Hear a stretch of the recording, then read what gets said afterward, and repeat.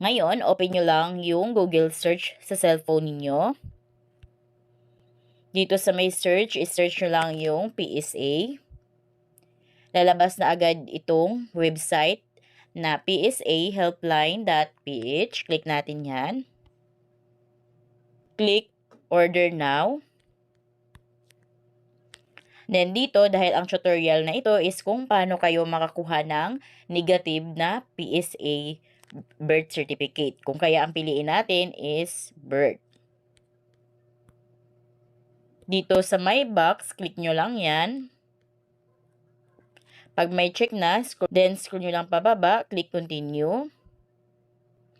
Dito para kanino yung kukunin ninyo. Kung halimbawa para sa sarili ninyo, click nyo tong my own birth certificate. Pag halimbawa naman for someone else, so para sa ibang tao, halimbawa anak ninyo, click nyo lang yan. Then halimbawa sa anak ko, sa anak kong babae, click natin yan. Ayan. Then, scroll nyo lang pababa. Click continue. Continue ulit. Lagay na natin yung ating details dito. So, una, kung kayo ay female, click nyo tong circle ng female. Next is your first name, pangalan, middle name, then apelyido. Next is your birthday. So, kung kailan ka pinanganak, anong month, anong day, at saka year. After nyan, double check nyo yung information kung tama ba.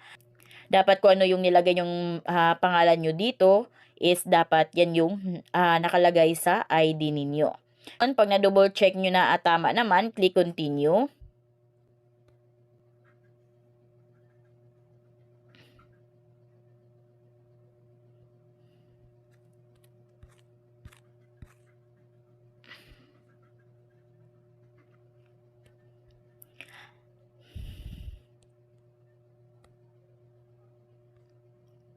Then, kung ano yung civil status ninyo, kung single, click nyo tong circle ng single.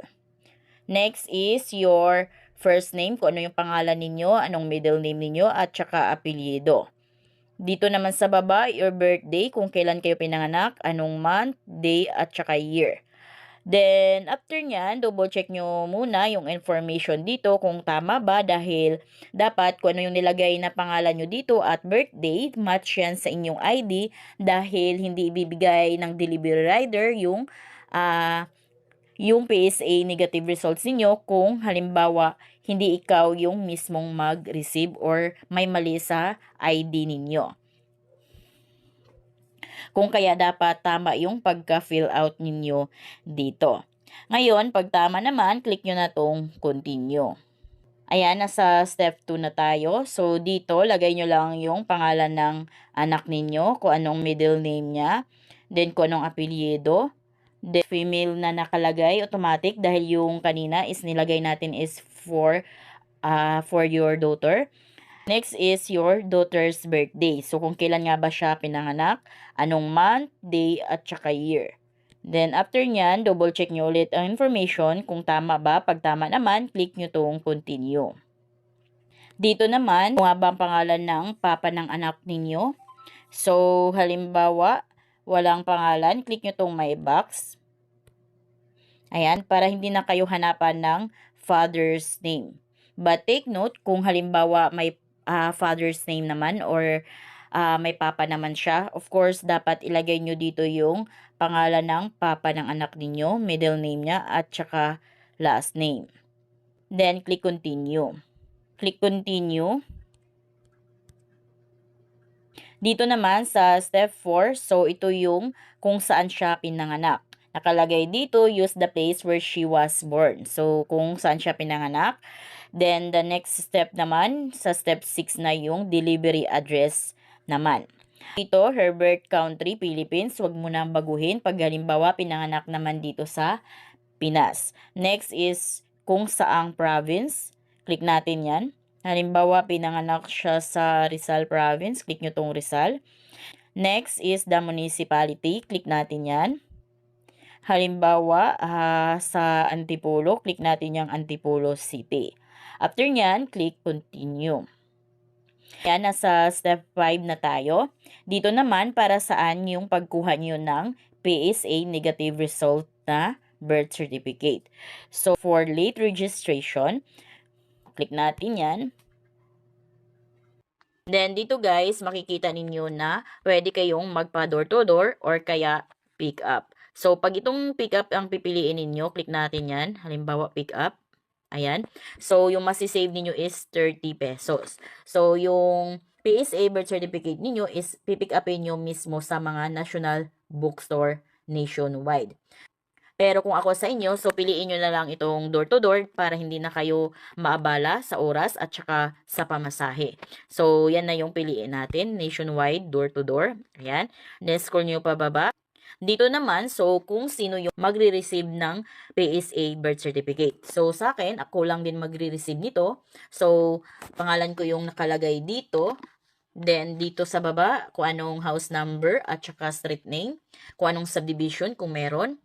Then, the delivery province, kung saan province i-deliver, kung saang municipality, kung anong barangay, kung anong zip code. Then, mobile number at saka yung email address. Dito, double check nyo, triple check nyo yung address na nailagay nyo dito dahil nga dito i-deliver yung PSA birth certificate ninyo. Kung kaya dapat tama yung delivery details na mailagay nyo dito. Ngayon, pag tama naman, click nyo na itong continue. Dito guys, bago kayo mag-submit dito, double check, triple check nyo yung mga information na nailagay ninyo kung tama ba. So, sa baba, makikita nyo na pwede kayong makapag-order ng ilang copy. Click natin yan. Bawat copy is 365 pesos. Yan, 1 copy lang orderin natin.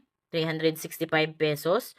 Dito, sa baba. So, dito, kung halimbawa hindi kayo yung magre-receive, piliin nyo tong I want to assign an authorized person to receive the document.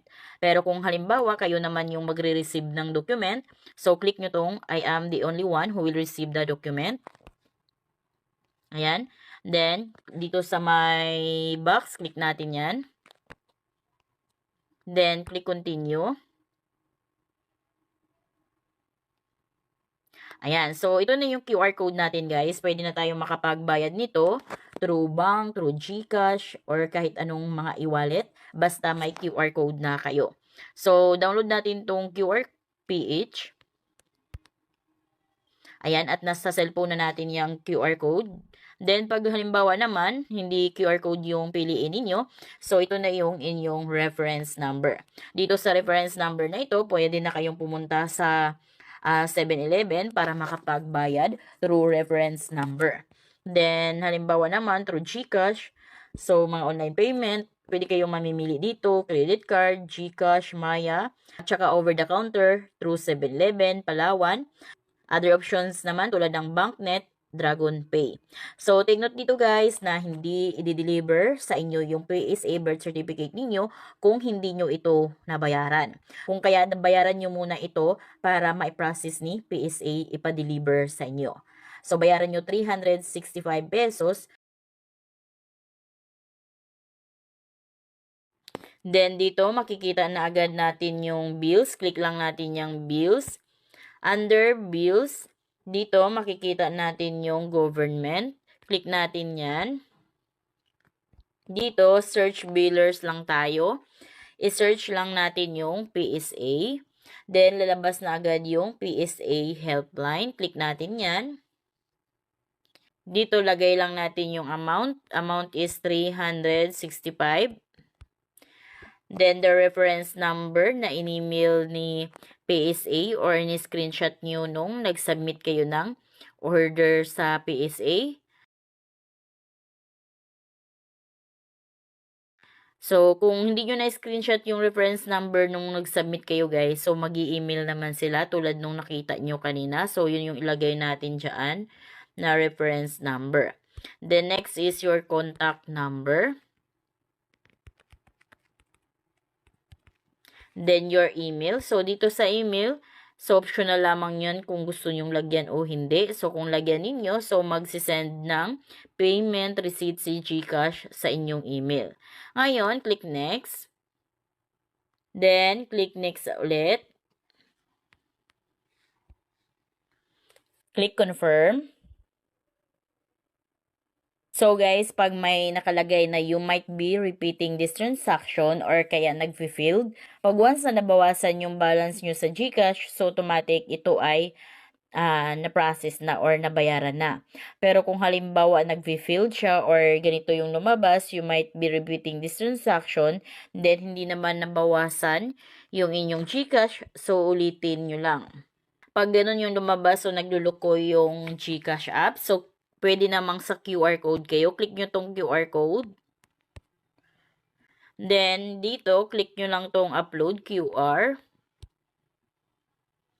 Ayan. So, ito yung QR code na in-screenshot ko kanina nung nag-submit ako ng order sa aking birth certificate. So, click natin yan.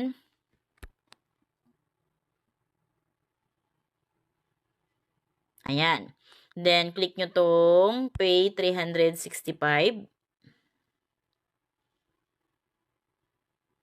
Ayan guys, nakapagbayad na ako sa aking order na PSA birth certificate. Ngayon, dahil nabayaran na natin, so maghintay na lamang tayo ng 2 to 5 days dahil tayo ay within Metro Manila lang. So, maghintay tayo ng 2 to 5 days.